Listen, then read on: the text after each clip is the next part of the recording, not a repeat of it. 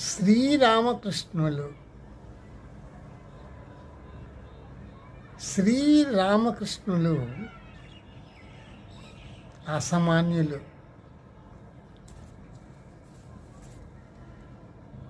అనన్య సామాన్యం శ్రీరామకృష్ణుల మానసం. అనన్య సామాన్యం శ్రీరామకృష్ణుల మానసం. శ్రీరామకృష్ణులు ఆ జగన్మాతను ఎలాగైనా సాక్షాత్కరింపజేసుకోవాలనుకున్నారు.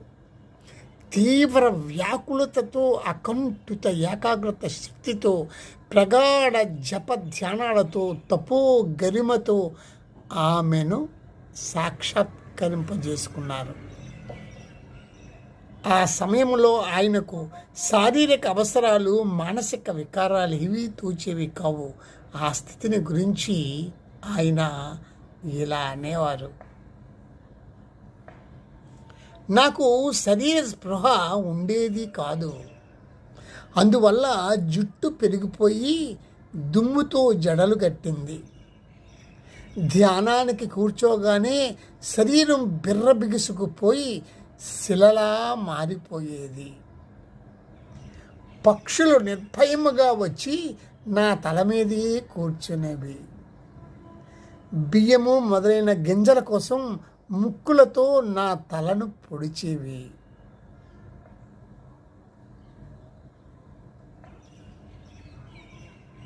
దీన్ని బట్టి మనకి ఏం తెలుస్తుందంటే, ఒకే ఆలోచనను చేపట్టండి, దానినే మీ జీవితంగా మలుచుకోండి, దానినే తలపోయండి, దానినే కలగనండి, దాని మీదే జీవించండి.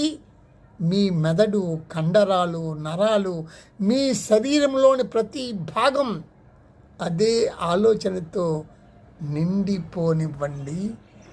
దాన్ని తప్ప మిగిలిన ప్రతి ఒక్క ఆలోచనను విడిచిపెట్టండి. విజయానికి మార్గం ఇదే.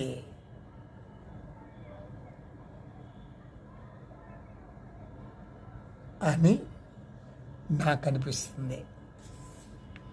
శ్రీరామకృష్ణుల అతని అనన్య సామాన్యమైన శ్రీరామకృష్ణుల మానసం